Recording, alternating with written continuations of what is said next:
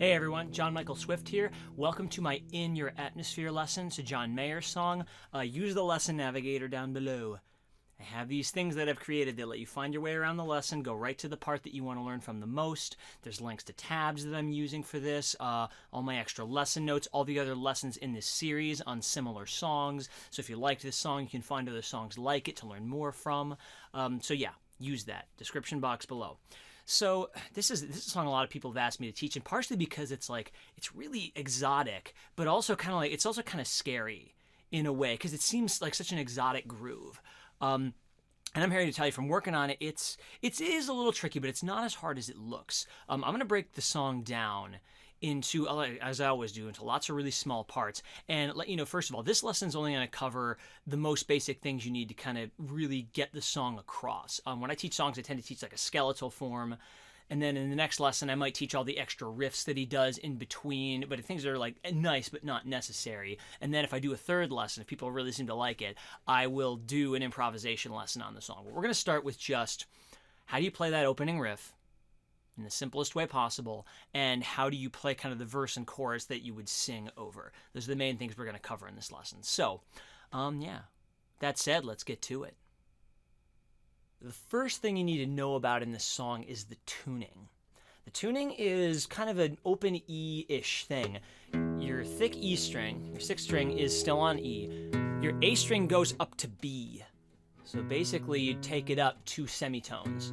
So you got an open B string. Your D goes up to E, so that goes up 2 half steps as well. Your G string, your third string, goes down a half step, down to F sharp. So you got an F sharp there. And then your B and your E strings, your first and second strings are standard again. You got B and E still. So from the bottom to the top, or I guess from the thick to the thin, you go E, B, E, F sharp, B, E. What's nice about this, especially if you're improvising on this song, is that it's hard to hit a wrong note because all your open strings kind of fit in this key, which is really nice. In any case, okay, so the first thing we're going to focus on is how we play this intro. So the intro to this song, John is really kind of using this sort of up and down feel to it. So almost everything is going to have a feel of like kind of alternating wrist, like da-ga-da-da-da-da-da-da-da-da-da-da. There'll be some pauses in there, but for the most part, you kind of want to just feel this floppy wrist that just kind of grooves with the song. So the first thing he does is he does the E string, I guess I should say the 6th, 5th, and 4th strings, and he goes down, up, down. It seems a little weird. You can sweep down if you want. You can go down, down, down if you want. He does down, up, down. So the first thing you want to get used to is just going down, up, down, down, up, down.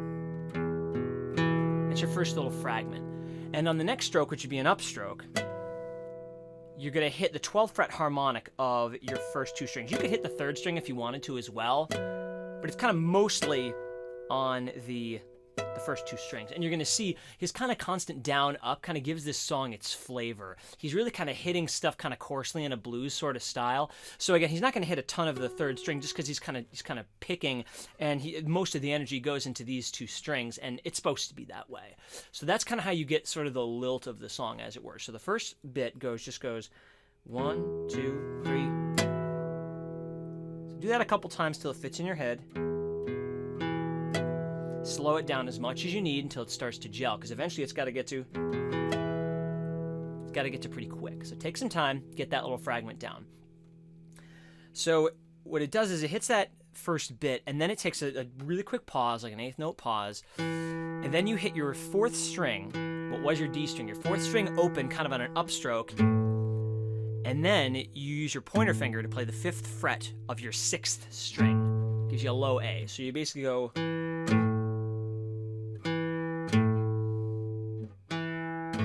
So upstroke, downstroke. So to put that all together really slowly, you're going to see down, up, down, harmonic, up, down. Down, up, skip, down, down.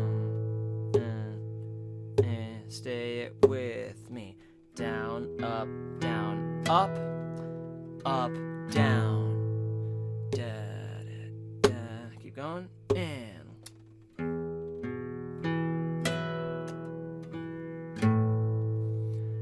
that's your first little bit. Take some time to let it gel. You may not get this entire song in one sitting, because sometimes it's like, even when you kind of get it, it's got to kind of cohese. You might have to go after it, a dozen or so times before it really starts to gel. That's okay. But take some time, make sure that all so far fits. Now, what happens after that, what we just did right there is the same every cycle that he does.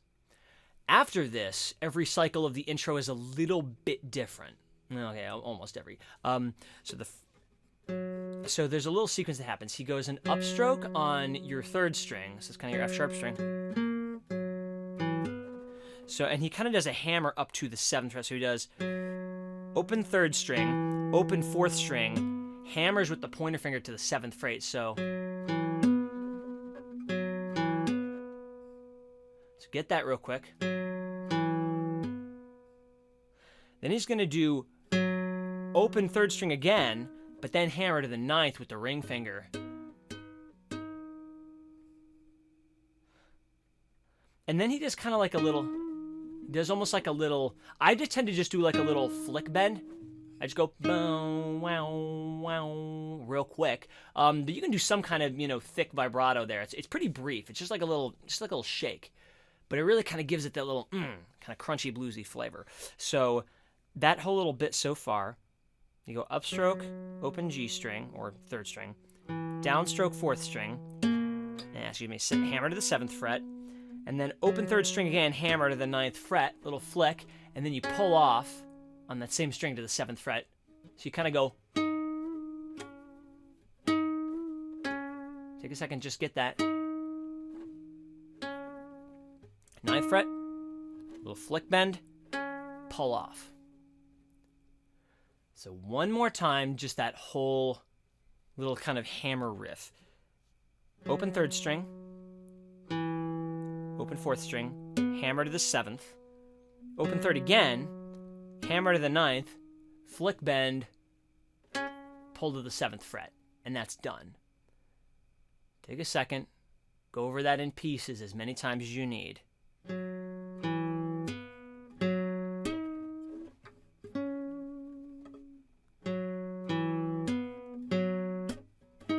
Excuse me. I'm just going to play through it a few times in rhythm. 1, 2, 3. 1,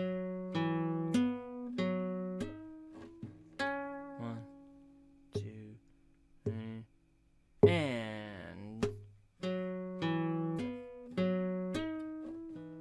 I'll start right after the 1, 2, 3, 4, 1. One more time. 2, 3, 4.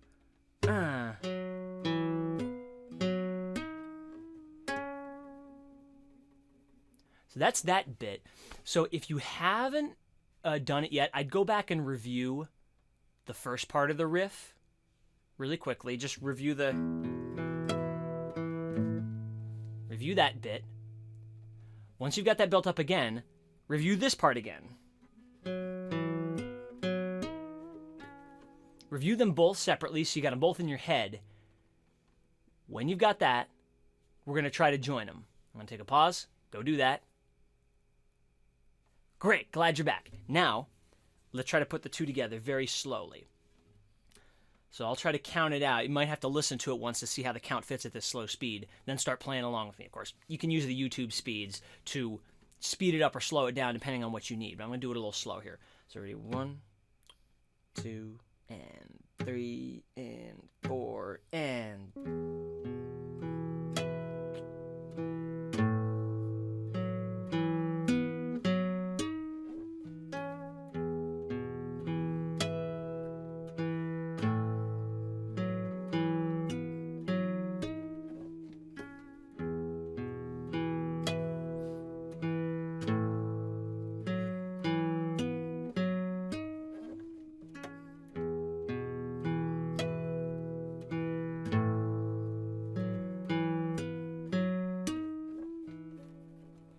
So again, I would go over as many of those parts in little bits as you need to eventually sew the whole thing together. I think once you realize it, though, it's not a long groove.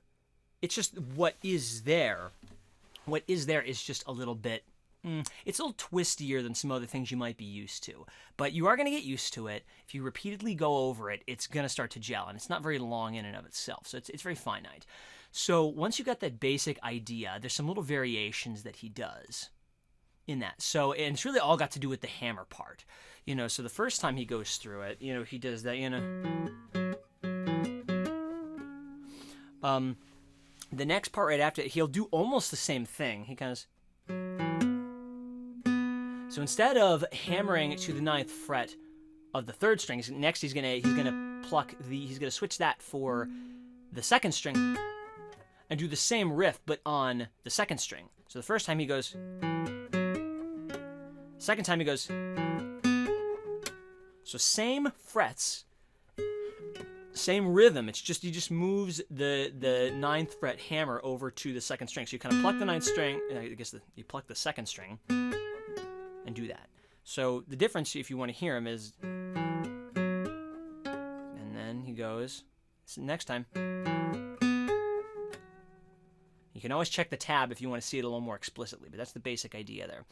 So the 3rd time he plays through the variation, he does the same thing he did the first time. He goes, he does the same little bend and pull off that he did the first cycle through. The 4th cycle, he does something slightly different, which is what he does between all the verses. So this little variation is kind of important. So he does this. And the last time he goes. So he hammers to the 9th fret on the 3rd string, like he did the first time. But instead of doing the little bend pull off, he just lets it sit and kind of hits the 1st and 2nd strings. And then goes right back into this. And the trick that I found, the trickiest part about this for me was realizing that you really want to hold this and let those ring while you go right back into that. You really want to hold this finger here and try to have this arch under your finger so your E and your A string can ring until you hit this harmonic again. So this transition is a little bit tricky. So watch how I do this if you would. So you go, so you hit this and right back to, as soon as you hit that note on the way back up, then you let go of your 9th fret to hit that harmonic. That gives it a nice kind of breathing ring to it. So that's a little thing that's really worth practicing. Just that 4th variation where you go.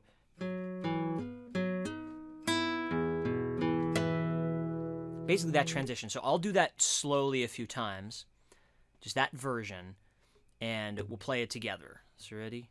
1, 2, 3. Start at the beginning of the groove.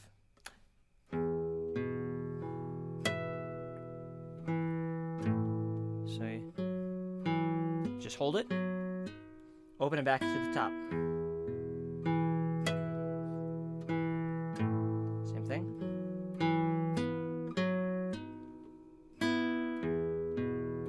No harmonics. Again.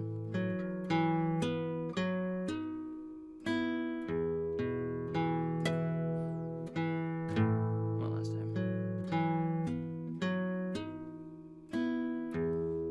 So that transition right there is a pretty important one that really is quite critical to making the whole thing flow, because you're going to use that in the verses right there. So if there's any variation that you work on, that should be the one that's the most important, because it makes the song breathe.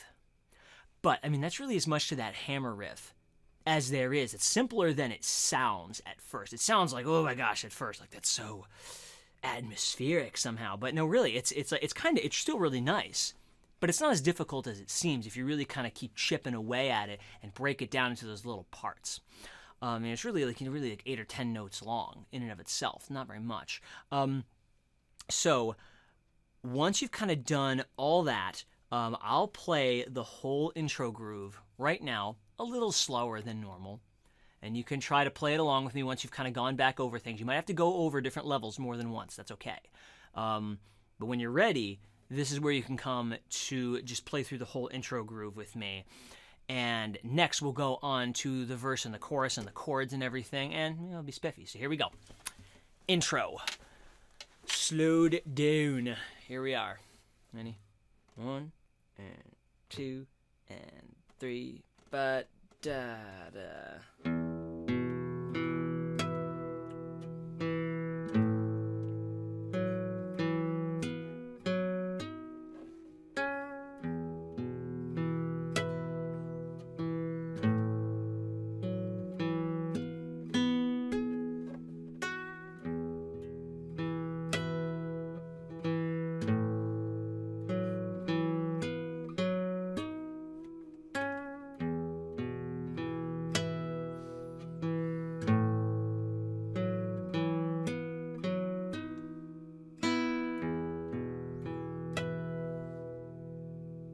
There you have it. Go over that as many times as you need to. And what's really helpful with the YouTube settings, like the speed settings, if you see a little cog in the corner, if you're not on a mobile phone, or if they do it on mobile phone all of a sudden when you run this, I guess Androids actually can do the speed settings. But once you kind of get it at one speed, starting to push your reflexes to the next speed with the same video that you're familiar with will eventually get you very good at doing this at the tempo it needs to go at. And it's something you just like going to the gym. You just show up, you get better, you get better, you get better. So keep pushing that intro. And just remember, it's in and of itself, there's not a ton of notes in it. It's not a lot of information to learn. It's just funny transitions. But if you give your brain time to kind of adjust to it, and you keep bringing yourself to it, it will coalesce. And have a little faith in that. Keep showing up and going with a relaxed state of mind so you can really focus on what you're doing and really adjust all the little things you need to adjust to get it where it needs to be. Cool. So now that we've done that, now it is time to look at the chords. So the tuning of this song, because the tuning is different, the chords are a little different. So, I mean, there really are very familiar chords, but the voicings that you're going to use, the shapes you're going to use are a little different. So basically, let me show you just the chords real quick. There's really basically two shapes you need to deal with. There's a major shape and a minor shape. Because there's basically just major and minor chords, and then he uses the open strings to kind of ring a little bit. So, and again, he's using thumb voicings. I can use thumb voicings on a steel guitar, but not on this classical because the neck's a little too wide for me. So I'm going to kind of do it with, my fingers. Like a lot of times when my neck is too wide, I kind of use extra fingers to do my John Mayer voicing. But you can do this with a thumb if you want. You can do all the bass notes with a thumb if you can make it reach and keep your fingers arched high enough to keep your first two strings open. All right, so here we go. First thing is going to be a C-sharp minor chord. It's kind of important. So you have the 9th fret of your 6th string, 9th fret of your 4th string, and 10th fret of your 3rd string. And then you kind of lean this over onto your A string, your 5th string. You lean a finger onto that, so that's muted, and then your 1st and 2nd strings are open, so it sound like this. Take a second, really work this shape because you're going to need it again. Make sure it gels. Now your major shape is almost the same thing, except your kind of 10th fret here, your finger that's like 1 fret above these two bass fingers, not one right there, it's going to go up another fret to like... Now you don't actually, obviously, use it there because that sounds terrible. So why don't we move it down to where we actually use it, which is on the 7th fret. So you got 7th fret of your 6th string, 7th fret of your 4th string, and then 9th fret. So you're going to have a little extra fret gap in there. Right there. And that sounds much better, doesn't it? So that's a B chord in this key. You kind of get like a sus quality to it because you get the E in there. But that's your major shape right there. So I guess I'm doing pointer, middle, pinky. Yeah, it works for me. It's kind of like the F minor shape on a ukulele. Anyway, so that's your major shape. And you'll also use that there on the 4th and the 5th fret. You just kind of slide it up and down between B and A in this song. So that's going to happen quite a bit. And then, so I mean, once you've kind of got those two shapes, those are basically all the chords you need to know. And then that's just a question of what order do they go in. So when you're doing the verse to this song, basically you do kind of sort of the intro groove, but you don't do all the complicated hammer stuff while you're singing. At least not at the exact same time as you're singing. You kind of start, this kind of, I don't think I'm gonna go to LA anymore. You kind of just strum through that so you don't have to hammer. It's possible, but it's a pain in the butt. Even John doesn't do it. So you go, I don't think I'm gonna go to LA anymore. But then this is where you do that, not sure that I really ever could. You do that variation I showed you in between. just like and not race to your door. So that is C sharp minor. So get your minor shape on the 9th fret, your major shape B on the 7th fret, and then you're going to use your minor shape again on the 2nd fret. So that's going to give you 2nd fret, 2nd fret, 3rd fret, 3rd fret there on your 3rd string. And again, your 5th string, what used to be your A string, is muted through this whole thing, and your E string and your B string are always open. And then you slide up to your 5th fret, major shape, for an A chord. I don't think I'm gonna go to LA. Slide up to the 7th fret for the B. Go to LA anymore. And then you're back to the intro riff. Well, technically he does like a little riff in there. I'll show you all that in the next lesson if we do one. But, yeah, I mean, that's the key there. So I really want to try to get that C sharp minor, B, F sharp minor, slides up to A, and then up to B, and that's the verse. That's all there is to it. I mean, I'll show you the strumming in a little bit, but those are the chords that you need. And then I'll also real quickly now show you the chords for the chorus. So it starts out on the F sharp minor down here on the 2nd fret. I'm gonna steer C sharp minor on the 9th fret, down to the B on the 7th fret. Switches to the major shape, down to the minor shape, and it repeats that little bit right there. Burn up in your atmosphere. And it just keeps doing that loop again. I'm gonna steer clear. So after he plays that F sharp minor, C sharp minor, B pattern a few times, then he kind of winds up on this G sharp minor, which is the 4th fret, minor shape. 'Cause I'd die if I saw you. Up to the 9th fret, minor shape. Die if I, B, 7th fret, didn't see there. So this part's a little funny, kind of is a hybrid chord almost. So basically, he's got a finger, usually he's got his thumb on the 5th fret of your E string, and he's wrapping 2 other fingers around to basically do almost the 2 notes from the minor shape. So it's almost if you're doing G sharp minor A. It's almost as if you're doing that, but not exactly. Really what you're doing is you've got the A bass, and you're doing these 2 notes kind of going between, I guess, 4 and 5 on your inner strings, and then 5 and 7. But the A bass stays the same, so really what he does, he goes...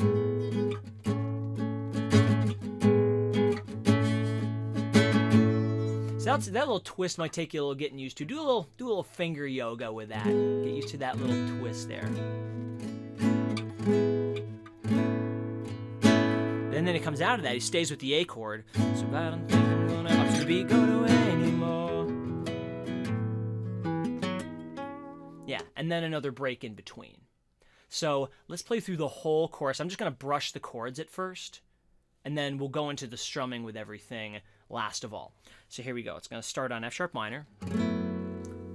I'm going to steer C sharp minor, clear B. There. Repeat that. Burn up in your atmosphere. Yeah.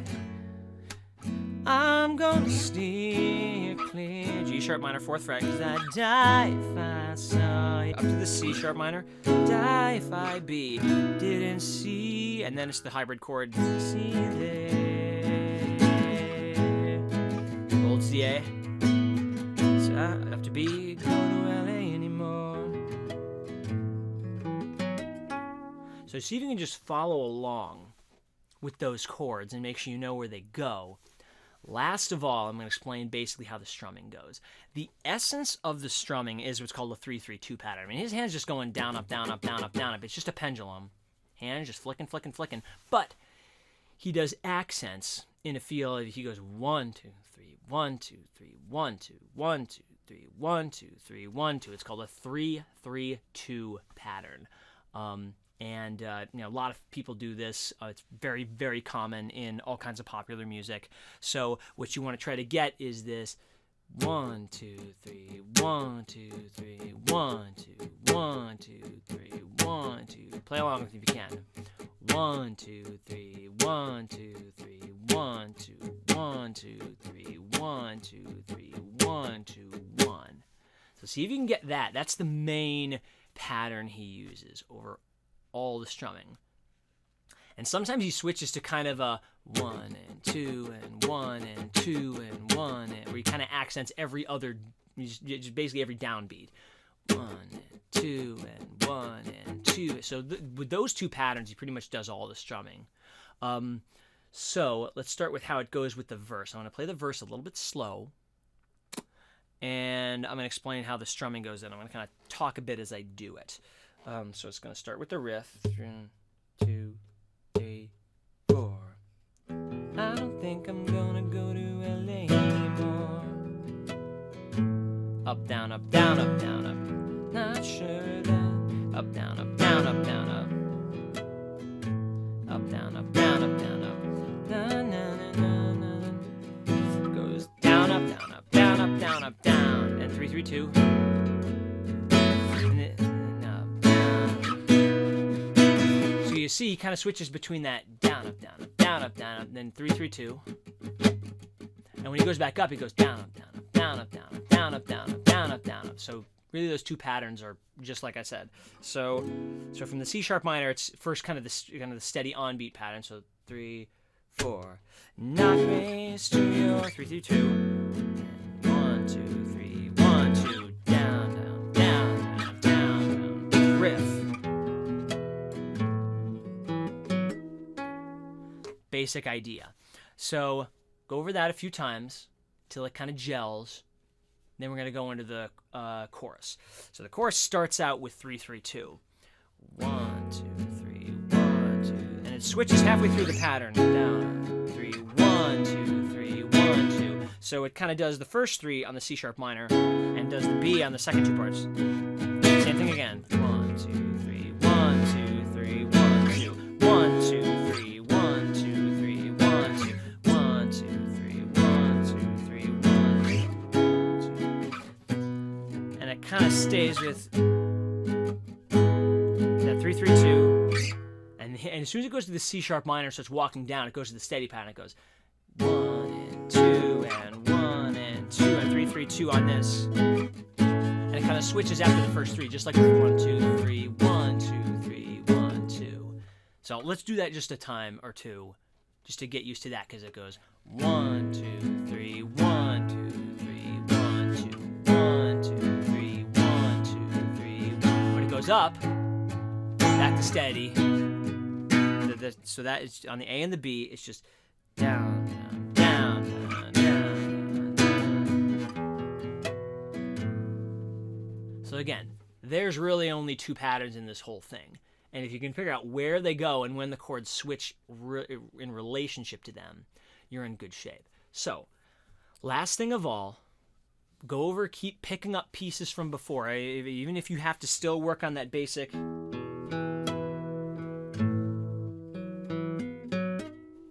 Clearly, I still need to work on it, so I got to get those hammers nice and clean. I mean, if you got to go back to the beginning and keep chipping away at that stuff, keep doing that until it's there. When you're ready, when you feel you're ready to start trying to put it together, the very last thing will be a playthrough of everything we've done so far, of the intro, of the first verse, and the chorus. And that should be most of what you got to do in this song. So hopefully that'll be helpful, and yeah, cool. Good luck getting this far. 1, 2, 3, 4.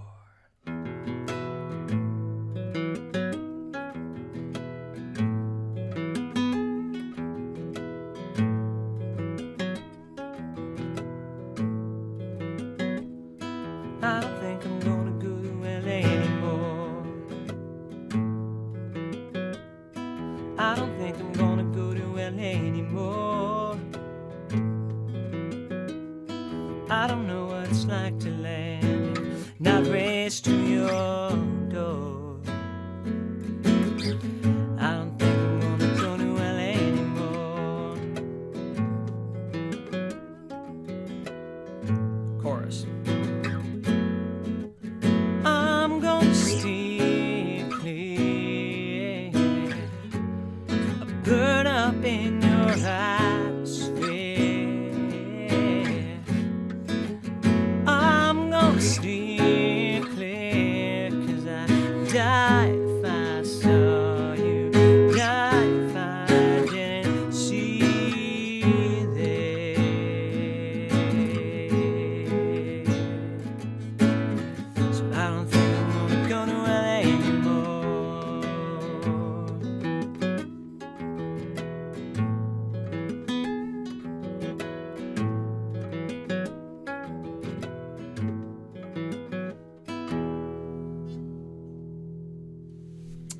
Welp, there you go. That's the intro to In Your Atmosphere. There's a lot more you can do with the song, man. I really love doing open string jams on songs like this. Just seeing what you can do in the open key. So, I mean, I encourage you folks to keep messing around with this. Keep looking at the riffs that kind of happen as passages in between. If people like this lesson, I'll make a lesson on that stuff and just keep going with it. But, yeah, I mean, until then, take it easy. Keep learning guitar. Study the other songs in the Songwriters Groove series. They're awesome. Yeah. Glad we had this chat. See you later. Bye-bye.